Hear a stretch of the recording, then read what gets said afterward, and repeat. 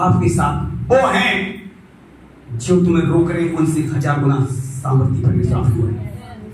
तुम्हारी ओर कौन है? सेनाओं की यहोवा और स्वर्ग की सेना हमारे साथ है। एक मत सोचना हमारे साथ अनेक है, अत्यधिक है। अब देख लो एलिशा ने क्या बताया वहां पर, जो हमें घेर रखे हैं उनको परमेश्वर की सेना ने घेर रखा है। ये चलो आपको अगर एक शैतान परेशान कर रहा है तो कई स्वर्गदूत बचाने के लिए खड़े। मुंह खोलो, सही सी बातें बोलो, निगेटिव बातें मत बोलो, गलत बातें मत बोलो, गलत अंगीकार मत करो। कई बार हम गुस्से में गलत बोल देते हैं अपने बच्चों को, अपने पति को, तू मर जा, तेरा कुछ नहीं हो सकता। ये गलत है, ये रॉन्ग है। और इसीलिए शैतान तुम्हारे जीवनों से जाता, गलत बोलना बंद कर दो। और शैतान को हर एक अभिलाषों के लिए ना करना चाहिए ना। शैतान की कोई भी बात, शैतान कोई अच्छी बात बोलेगा क्या? शैतान कोई भी बात अच्छी नहीं बोल सकता, ध्यान रखना। तो उसकी बातों पर आपको ना करना आना चाहिए और यीशु की हर एक बात पर हाँ करना आना चाहिए। तो हमने यहाँ देखा, आज हम लोग वचन सब सीख रहे हैं। परमेश्वर जानता था, देखिए अब्राहम जब परीक्षा पढ़ेगा और इसे मैं परखूंगा, तो ये परखने जब पास तो होगा ही होगा, क्योंकि आज से नहीं, अब्राहम शुरू से जब कोई औलाद नहीं थी, सबसे पहले उस खानदान में सबसे पहले परमेश्वर ने अब्राहम से बात करी थी। जैसे नो अब्राहम से 1 साल से नहीं, सालों साल से बात करता आ रहा था। आप देख लो, आज आपसे बातें प्रभु कर रहा है और 10 साल से करता आ रहा है, तो हर दिन वो अपने बातों से आपको भरेगा, मजबूत नहीं करेगा क्या? अब्राहम मजबूत हो गया था। अब अब्राहम खुदा का भय मानता था। अब देख लो, अकाल में अब्राहम को संभाला परमेश्वर ने, उसे धनी किया, इसहाक को संभाला, धनी किया। अब देख लो, यूसुफ संभाला अपने सब। अब यही हम देखते हैं क्या आज अंतिम दिनों में क्या लिखा हुआ है इब्रानियों में, वो अब्राहम के वंश को संभालता है। वहां जब अकाल पड़ा, यूसुफ को बेचा गया, अब्राहम के वंश को उसने वहां संभाला। 70 लोग थे, 4 लाख से ज्यादा, 6 लाख से ज्यादा बन गए, फिर वही 20 लाख बन गए, 6 लाख स्त्री पुरुष हो गए, बच्चों मिलाकर 20 लाख से ज्यादा बन गए। अपने वंश को संभालता है। आज तुम्हारे वंश को संभालेगा, निश्चय संभालेगा। पर सवाल यह है खुदा का खौफ मानना। खुदा का जब खौफ मानोगे ना, एक बहन भी घर में खुदा का खौफ मानेगी, तुम्हारी वजह से परिवार परमेश्वर निकाल के दिखा देगा। भय मानना सबसे बड़ी बात है। ये कितना बाइबल पढ़े, कितना कुछ करें, वो बड़ी बात नहीं, बड़ी बात ये खुदा का कहना मानना, उसका भय मानना। बहुत सारी बाइबल आपने पढ़ेगी, बहुत सारा टैलेंट सीख लिया और खुदा का खौफ नहीं है, तो आप जीरो। अपनी दृष्टि बुद्धिमान मत होना, ये वचन क्या करता है? बुद्धिमान बनाता है। और एक जगह प्रभु क्या कर रहा है? अपनी दृष्टि बुद्धिमान और बुद्धिमान में वचन बना रहा है। और हम कभी नहीं सोचते, इसलिए क्या लिखा हुआ इसमें? देखिए यिर्मयाह 9 की शायद 20 में लिखा हुआ है, बुद्धि अपनी बुद्धि को घमंड ना करे, धनवान अपने धन पर, वीर वो किस बात पर घमंड करे? अभी आपसे पूछा जाए, आप तो कहो मैं तो जानता हूं, समझता हूं। जिस तरीके से जानना चाहिए उस तरीके से आज भी हम जाने नहीं जाने। अगर आप जिस तरीके से जानना चाहिए खुदा को, उस तरीके से हम सब जान जाएंगे, समझ जाएंगे, तो और उसके अलावा कुछ नजर आएगा ही नहीं, और कुछ अच्छा नहीं लगेगा। क्योंकि जहां परमेश्वर है, बाइबल बताती है वहां आजादी है और वहां सब कुछ चीजें हैं अवेलेबल, कोई गति हो सकती। इसीलिए उसमें एक लिखा हुआ है, तो उसकी प्रेम में, उसकी लंबाई, चौड़ाई, ऊंचाई, गहराई में बढ़, उसको समझ। रात दिन कमा लो, कमाने वाले जितना मर्जी कमा लो। कभी हम सोचते हैं हम अपनी कमाई से पूरा कर लेंगे, नहीं होगा, नहीं होगा। बढ़ती किसकी ओर से? पढ़ के दिखाओ, वो जिसने नहीं बढ़ा कोई बढ़ सकता है। अब खुदा का समय खुदा को जो दे रहा है, उसका भय मान रहा है, चाहे कम ही काम कर रहा है, उसकी बढ़ती हो जाएगी, सिर्फ नहीं बढ़ती होगी। और अगर अपने चलो अपना दिमाग लगा के ज्यादा पैसा कमा भी लिया, ज्यादा रोक लिया, बढ़ती कर ली, एक झटका आएगा, चला दी। जब तक खुदा का खौफ नहीं है, कुछ भी नहीं है। यशायाह में लिखा हुआ है, यहोवा का खौफ मेरा धन है। क्या नहीं लिखा है? अगर उसका भय है, वही मेरा धन है। यीशु मेरी प्रॉपर्टी है, यीशु मेरा समृद्धि, यीशु मेरी शांति है। क्या लिखा है? तो यीशु मसीह हमारे लिए सब कुछ अवेलेबल। जहाँ यीशु नहीं है वहां कुछ भी नहीं है, अगर कुछ है भी तो वो भी चला जाएगा। और जहाँ यीशु नहीं है, देखिए जहाँ यीशु नहीं है वहां कुछ भी नहीं रुकेगा, और जहाँ यीशु है कुछ भी नहीं है तो भी सब कुछ ये चीज मैं सीखनी। आपको लग रहा है मेरे पास कुछ नहीं, मेरे बच्चे की शादी कैसे होगी या कुछ क्या होगा, पैसा नहीं। शैतान चिंता डालता है, मानता पर नहीं मानता है, लेकिन जहां यीशु है कुछ भी ना हो, सब चीज खुदा लेकर आ जाएगा, पल भर में आ जाएगा। वो क्रिएटर है। अगर तुमने उस समय तक वो चीजें नहीं कमा पाई, नहीं जमा कर पाई, वो क्रिएटर न जाने कैसे मन बदल देगा और पूरा करवा गड़ा हुआ धन दे देगा। वो ऐसा परमेश्वर है। गड़ा हुआ इसलिए लिखा हुआ है, मैं तुझे गड़ा हुआ धन दे दूंगा ताकि तू मुझे जान जाए, मुझे छोड़कर यहोवा कोई है नहीं। और इस बात को हम पहले ही जान जाए तो हमारी जरूरतों पूरा क्यों नहीं करेगा। वो सचमुच सामर्थ्य परमेश्वर है, वो असीमित है। और सबसे बड़ी बात क्या है, देखिए सुनिए सब लोग, सबसे बड़ी बात क्या है, हम में जितनी बहने बच्चे बैठे हैं, किसी को तुच्छ ये खूबियां उसके अंदर, हम एक दूसरे को तुच्छ जानते हैं। अगर हम आगे बढ़ जाते हैं, ये वो ठीक नहीं, उसकी प्रार्थना कमजोर है। हमें दूसरी की आंखों पर तिनका दिखाई दे रहा है और हमारा लट्ठा में सोचता, ये हमारी कमी है, ये हमारी सबकी कमी है। तो कलाम कहता है दूसरी आंख तिनका तो निकाल सकता है, पहले अपना लट्ठा निकाल। तो आज हर एक व्यक्ति अपने आप को ठीक करे, हर एक व्यक्ति अपना ही बोझ। अब देखा इस जो ग्रुप बना हुआ है उसमें किसी ने पिछली बार रवि की पत्नी ने अपने साइड मैसेज पढ़ा हो, कैसे लिख के भेजा। अगर समझ हो, देखिए बाइबल बताती है उघाड़ो मत, नंगा मत करो किसी को, ढांपने वाले आशीष पाएंगे, उगाड़ने वाले श्राप पाएंगे। चाहे तुम्हारा पति हो चाहे बच्चा हो। लिखा हुआ गलतियों जल्दी से आए। देखिए क्या हुआ गलतियों निकाला 6 अध्याय और उसका 1 से पढ़े जल्दी से, हमारे ध्यान करके वचन सुनेंगे। हे भाइयों, यदि कोई मनुष्य किसी अपराध में पकड़ा भी जाए तो तुम आत्मिक हो, नम्रता के साथ ऐसे को संभालो और अपनी भी चौकसी रखो कि तुम भी परीक्षा में ना पड़ो। हे भाइयों, यदि कोई मनुष्य किसी अपराध में पकड़ा भी जाए, सब सुन रहे हैं, चाहे वो चोरी का अपराध हो, चाहे व्यभिचार हो, चाहे कोई और गलत काम हो। मान लो आपने किसी भाई को या बहन ने बहन को गलत काम करते पकड़ लिया, अगर तुम आत्मिक हो, क्या लिखा हुआ है, उसे संभालो। क्या चौकसी रख, आगे अपनी भी चौकसी रखो तुम भी परीक्षा में। अगर तुमने उसे नहीं संभाला तो बदनामी मत करना, नहीं तो तुम्हारी बदनामी होने जा रही। ये बात लोग समझते नहीं, आत्मिक ही नहीं है। अगर जो कोई आत्मिक होगा, अगर आपका पति आत्मिक है, तुम्हारी अपनी पत्नी कभी बदनामी नहीं कर सकता। मेरी पत्नी मेरे साथ क्या क्या नहीं करती, फिर भी मैं कोई शिकायत करता हूँ। क्यों नहीं करता हूँ? क्योंकि शिकायत करने से कोई मिलने वाला, प्रार्थना करने से मिलने वाला है। ये जानो, मैं तो कई बार डांटता हूँ, जबकि कलाम कहता है कूड़ों को डांट मत, समझा दे। अगर आपको यहाँ रखा गया है, कुछ पढ़ने के लिए रखा गया है, ये जानो। और इस कल से हम जितनी बहनें बैठी, कुछ पढ़ने के लिए रखा गया है, एक एक को सबकी कह रहा हूँ। और देखिए जो आगे बढ़ेगा, खुदा जिससे बड़ा काम लेगा, बड़ी परीक्षा भी होगी। और जो खड़ा रहेगा, अड़ा रहेगा, बड़ा काम करके वो दिखाएगा। तो मेरी लाइफ में मैंने कितनी बार आपको बताया था, इस संगम में जितनी कलिसियां हैं, मुझे कई लोगों ने कहा, आज से नहीं, जब से यीशु मसीह आए, हमारे हमसे तो नहीं कहा, हमारे बच्चों से कहा, तुम्हारे घर में ये कब तक चलेगा। हमने हमारे बच्चों को जवाब नहीं देना, हमसे पूछो हम बताएं। सच बता रहा हूं, अंकल द्वारा जितने फास्ट निकले मेरे सामने बैठा दो, मुंह बंद कर दो, एक एक गलत काम ना करता हूं ना करने, चाहे जिसे रहना रहो ना तो जाना चाहो। जब मैं प्रभु नहीं जानता तब मैंने गलतियां करी, अलग बात, लेकिन आज जब प्रभु को जान गया तो जानबूझकर कोई गलती नहीं करूंगा, नहीं तो निश्चय ही दंड स्वर्ग से आएगा। जब नहीं जानता तो कुछ भी किया, वो सब क्षमा।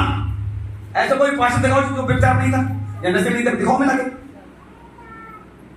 यीशु मसीह ने क्या कहा, मैं धर्मियों को बुलाने नहीं आई हूं, किसको बुलाने आया? अगर आप पापी नहीं होते, हम पापी नहीं होते, तो यीशु मसीह पर आते ही नहीं। ये सुनो, तो आज अपनी बुढ़ाड़ समझो, कितना भी आपका पाप खराब क्यों ना हो, कितना भी पाप बड़ा क्यों ना हो, उससे बड़ा यीशु मसीह। वो आपको क्षमा करने की ताकत रखता है, वो वहां से निकालने की ताकत रखता है और सुधारने की भी। जब बड़े बड़े डकैत डाकू बदल गए तो आपको क्यों नहीं बदला जाएगा? पर आपकी थिंकिंग, आपका सोच विचार खुदा की तरफ लगा होना चाहिए।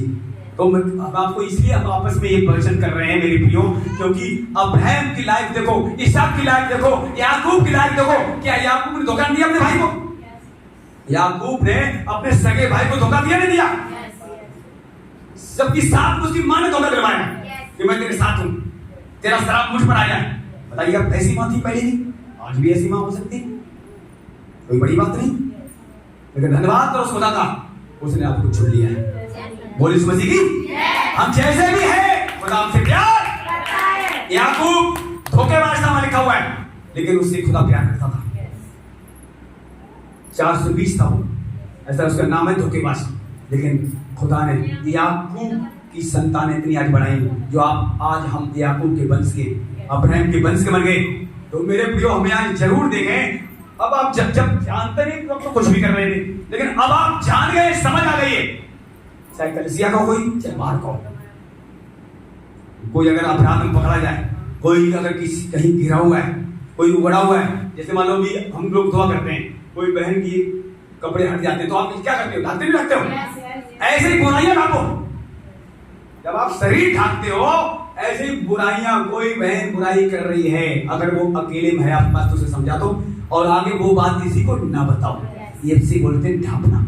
ये नहीं यहाँ सुनी वहां बता दी, वहां सुनी वहां बता दी, और तो ये आप ढापने गए, उसका उजागर कर रहे हैं। और कलाम कहता है जो बुराई करना बंद नहीं करेगा, उसके घर से बुराई जाने वाली नहीं है। तो बहुत जरूरी है, अगर आप चाहते हो बाकी का जीवन खुदा के साथ बीते, अच्छा बीते, मुंह में ओठों में लगाम लगा, लिखा हुआ है, अपने ओठों को, अपनी जीभ को छल की बातों से रोके। और ऐसा वही कर सकता है जो वचन पढ़ेगा, जो वचन ध्यान से नहीं सुनेगा, जो इसको ध्यान से सुनेगा, इसको उसे कोई ताक नहीं आ सकती। और जितना भी समय आपके पास है, आप बाइबल ज्यादा से ज्यादा पढ़ो, प्रार्थना ज्यादा से ज्यादा करो। आप पढ़ना नहीं जानते, बहुत सारे पासवान वचन सुन सकते हैं, लेकिन ध्यान रखना, कुछ पासवान ऐसे भी जो, देखिए पासवान कौन थे समय, जहां उद्धार का वचन नहीं, खराई का वचन नहीं, क्षमा करने का पश्चाताप वचन नहीं, सिर्फ लेने देने के वचन है, तो वहां से भी कुछ होने वाला नहीं। बहुत जरूरी है इस समय, अगर आपके अंदर खुदा का खौफ आ रहा है, जिस पासवान के द्वारा वचन सुनने से आपके अंदर भय आ रहा है, आपकी उन्नति हो रही है, उस पासवान का वचन सुनना कभी बंद मत करना। Yes no? क्योंकि इस समय जो चल रहा है, बहुत सारे पासवान खड़े हुए और बहुत सारे पासवान घूम भी रहे, और आपको बहुत सारी बातें पता लग गई, क्या वचन ठीक है क्या गलत है। आप बाइबल को देखें, ये बाइबल में लिखा कि नहीं लिखा है, तभी उस वचन को माने, नहीं तो नहीं माने। क्योंकि पूरी बाइबल का निचोड़ आप देख लो, लिखा हुआ है, सब कुछ सुना गया, सब कुछ कहा गया। अंत की बात ये है, परमेश्वर को भय मान और उसकी आज्ञा का पालन कर। इससे बड़ी भाई कोई बात। अब भय मानने में सारी बात आ जाती है, आती नहीं आती? बुराई मत कर, खुदा का कलाम जो कहता है वही कर, और खुदा का कलाम जो कहता है वो मत कर। उसका अगर भय मानते हैं आप, तो निश्चय ही देख लेना, पहले तो आप अकेले कभी नहीं रहेंगे, उसकी सेना आपके साथ होगी। यीशु मसीह आपको अंदर छोड़ जाएगा नहीं, पवित्र आत्मा शोकित नहीं होगा आपसे। अगर खुदा का आप भय मानेंगे हर दिन, पवित्र आत्मा को शोकित करने से आप बचेंगे। ताक छुटकारे वाला दिन, जब अंतिम दिन में यीशु मसीह आए, पवित्र आत्मा आज लोग पता कौन शोकित कर रहे हैं? गाली गलौज, दोष लगा रहे हैं, गाली गलौज कर रहे हैं, बपतिस्मा ले लिए, फिर भी नशा नहीं छोड़ रहे हैं या बुराई नहीं छोड़ रहे हैं। वो पवित्र आत्मा हर दिन शोकित कर रहे हैं। पवित्र आत्मा आपके अंदर शोकित ना हो, पवित्र आत्मा बढ़ना चाहिए, पवित्र आत्मा आपके साथ आनंद करने वाला बने। पवित्र आत्मा देखिए आपको दिया गया है, पवित्र आत्मा सबको नहीं दिया गया है। किनको दिया गया? जिन्होंने यीशु मसीह को पाया है। अब यीशु मसीह आपको मिला, विश्वास वाला पवित्र आत्मा मिल गया। अब कलाम कहता है, मैंने तुम्हें सेहत में दिया, क्या करो? सेहत में तुम। अब आप आगे कहीं आप वचन सुनाने जा रहे हैं, क्या पैसे मांग रहे हैं?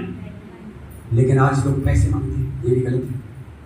कोई अपनी मर्जी दे, बात अलग है, पर सौदा नहीं, टीचिंग का भी सौदा नहीं होना चाहिए, नहीं होना चाहिए। क्योंकि कलाम कहता है सेहत में तुम्हें मिला है, तो क्या करो?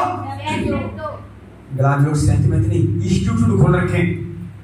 आप देखो ज्यादातर बाइबल कॉलेज खुले जरूर है, उनसे पता क्या फीस नहीं ली जा रही, खाना तो वो लोग खिला रहे हैं। लखनऊ में, अपनी दिल्ली में देखो जाके, फ्री पढ़ाई कर रहे हैं, फ्री, और वहीं रखने तक का खाना भी मिल रहा है। पर जिनके पास गुंजाइश नहीं है, वो पैसा मांग सकता है, मानता हूं, लेकिन ना मांगे तो ज्यादा बढ़िया बात, खुदा उसका इंतजाम करेगा। Yes sir? तो आइए जल्दी से वचन और देखते हैं, फिर मन करेंगे। हम वचन में बहुत जरूरी है, हम वचन में आते हैं 29 में और 29 काम पड़ेंगे 22 से। इस कारण अब्राहम का छुड़ाने वाला यहोवा याकूब के घराने के विषय में यूं कहता है, याकूब को फिर लज्जित होना न पड़ेगा, उसका मुख फिर नीचा न होगा, क्योंकि जब उसके संतान मेरा काम देखे जो मैं उनके बीच में करूंगा, तब वे मेरे नाम को पवित्र ठहराएंगे। वे याकूब के पवित्र को पवित्र मानेंगे और इस्राएल के परमेश्वर का अर्थ भय मानेंगे। उस समय जिनका मन भटका हो वे बुद्धि प्राप्त करेंगे, और जो कुड़कुड़ाते हैं वे शिक्षा ग्रहण करेंगे। देखिए, जो कुड़कुड़ाते हैं वो शिक्षा ग्रहण करेंगे, और जो भटके हुए बुद्धि प्राप्त करेंगे। अब्राहम का छुड़ाने वाला यहोवा याकूब के घराने के विषय में ये कहता है। आप देख सकते हैं क्या कह रहा है, वे सब लज्जित होंगे। सचमुच कलाम कहता है जो आज आपको लज्जित कर रहा है वो एक दिन अपने आप लज्जित हो, पर हम पलटा ना लगे। उन्हें हम लज्जित करने के लिए कुछ भी इंतजाम ना करें, अपने आप को लज्जित होना पड़ेगा। पर आप खुदा का भय मानते चले जाएं। ये लिखा हुआ है, वे पवित्र ठहरेंगे, वे याकूब के पवित्र को पवित्र मानेंगे और इजराइल के परमेश्वर का अति भय मानेंगे। अति जानते हो? अति मतलब क्या है? हाँ, अति कोई सीमा नहीं। अति जानते हो? अति कर दी, लोग कहते हैं अति कर रखी है, मतलब इतना भय आप मानेंगे। और सुनिए, ये भय जब मानेंगे आप, भय में आपको आनंद दिया है, एक सुगंध आएगी। मैं आज से भय मानना नहीं सीखा हूँ, कई साल से सीखा हूँ, और कई बार मुझे ये भय में जब आनंद मिलता है, खुशबू आती है खुदा की। मुझे सच बता रहा हूँ, बहुत बार मैं आपको ये सच बता रहा हूँ, लोगों का अलग अलग बुलाहट है। कुछ बहनों को खुदा दर्शन दिखाई दे रहा है, ठीक है, आपको बात कर रहा है, लेकिन मैंने साक्षात स्वर्गदूत आज तक नहीं देखा। किसी को स्वर्गदूत साक्षात अंतिम चल रहा है, किसी को भी, किसी के पास भी स्वर्गदूत आ सकता है, ऐसी कोई बात नहीं। पर भेजेगा कौन? हाँ सुनिए, स्वर्गदूत आ सकता है, कोई बड़ी बात नहीं। ये समय बहुत चल रहा है, अगर आप खुदा के साथ समय बिताएंगे, उसका भय मानेंगे। आपने वचन पढ़ा है, कुरनेलियस था, प्रेम तो काम का सद्या में कर सूबेदार, पलटन का सूबेदार था, उसका नाम क्या था? कुरनेलियस। वो खुदा का भय मानता, लिखा हुआ वहां पर, मानता नहीं मानता, खुदा का भय मानता था, दान देना, प्रार्थना करने में नंबर 1 था। और एक दिन, बहुत दिन बाद स्वर्गदूत उसके घर में भेजा गया, वहां लिखा हुआ है। और जब स्वर्गदूत आया, अब देखिए, स्वर्गदूत अचानक तुम्हारे पास कोई आ जाए तो अचानक कोई डर जाएगा। फिर आप कहोगे प्रभु की ओर से, किसकी ओर से? अगर प्रभु की ओर से होगा तो भागेगा नहीं, शैतान को उससे भाग। शैतान क्या सकता है? मैं बता रहा हूँ, सच्चाई दोनों आ सकते हैं, लेकिन आप खुदा का खौफ मानते हो। मैं फिर बता रहा हूँ, पहले तो शैतान की जरूरत नहीं तुम्हारे सामने आ जाए। वो डिस्टर्ब करता है, दूर दूर से डिस्टर्ब करता है। पता नहीं, खुदा का खौफ मानते हैं, उनको भी डिस्टर्ब करना चाहता है, पर दूर दूर से, पास आ सकता नहीं है। मैंने चेक किया, शैतान कई बार डिस्टर्ब करता दूर दूर से, पर जब डांट दे वो भागते बनता है। तो यहाँ पर जब कुरनेलियस ने जब देखा, अब क्या स्वर्गदूत का, आप देखो, याद आई है तेरी प्रार्थना, तेरे दान। तो अब तक जो प्रार्थना करता है, वो प्रार्थना है, वो दान खुदा को याद आए, इसलिए मैं तेरे पास आया। बताइए, आज जो बहनें कुछ रुकी हुई, जिनकी प्रार्थना नहीं सुनी जा रही, चिंता मत करो। कई बार अगर उत्तर देर में आ रहा है तो एक साथ उत्तर आएगा, प्रार्थना एक साथ उत्तर आएगा। देख लेना, जिनको उत्तर नहीं आ रहा है, एक साथ उत्तर आएगा। मैं भी अपने घर में देखा हूँ, एक साथ बड़ा काम होगा। एक साथ जब काम शुरू होगा, धड़ाधड़ काम होते चले, निश्चय से। और नहीं, 18 साल मुझे हो चुके हैं प्रभु, 19 साल में पहुंचने वाला हूँ। तो कहने मतलब आपको ये बता रहे हैं, ऐसे कुरनेलियस जब इतनी साल हो गए, उसे क्या पता था स्वर्गदूत आएगा? बताओ, दोपहर में वहां लिखा हुआ स्वर्गदूत अचानक आ गया। आपको पता नहीं, कभी भी स्वर्गदूत आ सकता है, कभी भी कोई भी घटना परमेश्वर अपने द्वारा तुम्हारे जीवन में ला सकता है। तब ला जब ही सकता है जब हम खुदा के अकॉर्डिंग चल रहे हैं, दो तरफ नहीं, एक तरफ। जान जाए तो जाए, पर वचन ना जाए, ये होना चाहिए। प्रभु ने साफ कह दिया, जो मेरे प्राण खो भी देगा, प्राणों को पाएगा। अपने प्राणों की चिंता मत करना, प्रभु कल क्या खाएंगे, परसों क्या करेंगे। तेरे प्राणों, तेरा देखिए, भोजन बड़ा नहीं, पेट बड़ा है, कपड़े बड़े नहीं, शरीर बड़ा है, जानता है। इसलिए इन बातों को हम सबको ध्यान से सुने। अगर आप खुदा के भय में हैं तो निश्चय ही आपकी उन्नति होती चली जाएगी। खुदा का खौफ आपकी आंखों में होना चाहिए, खुदा का खौफ आपके मन में होना चाहिए, खुदा का खौफ आपके जीवन में होना चाहिए, खुदा का खौफ आपके कान में होना चाहिए, खुदा का खौफ आपके हृदय में होना चाहिए। तब आपके अंग ना तो पाप करेंगे और निश्चय उन्नति होती चली जाएगी। आप देख रहे हैं, और ऐसा ही होगा। अगर आप खुदा का खौफ मान रहे हो और मांग रहे हो, खुदा मैं तेरे खौफ में चलना चाहती हूँ, आपको अंदर खौफ लाएगा। खुदा का खौफ क्या करता है? आपको तैयार करता है उसके भय में। सचमुच मैंने तो उसका भय मान के देखा है, इसलिए आपको बता रहा हूँ। मैं तो बहनों आपसे यही प्रार्थना करता हूँ, हर दिन खुदा का खौफ मांगो। खुदा मेरे अंदर अपना भय डाल, मेरी आंखें तेरा भय माने, मेरा मन तेरा भय माने, मेरे सभी अंग तेरा भय माने, मेरे आत्मा भी तेरे भय में चले। ऐसी प्रार्थना करो उससे, कुछ मत मांगना। सुलेमान ने बुद्धि क्या मांगा था? बुद्धि मांगा था, ऐसी बुद्धि समझ दे। उसने कुछ और मांगा था, सब कुछ दे दिया गया। उसने बुद्धि मांगी, सब कुछ आ गया। तुम खुदा का खौफ मांगना, सब कुछ आ जाएगा। मैं खुदा का खौफ मांग रहा हूँ अपने लिए, मैं अपने परिवार के लिए। मेरे बच्चे तेरे भय में चले, मेरी पत्नी तेरे भय में चले, हम तेरे भय में चल रहे हैं। और ज्यादा 100% मैं तेरा भय मानूं। सबको आशीष दे।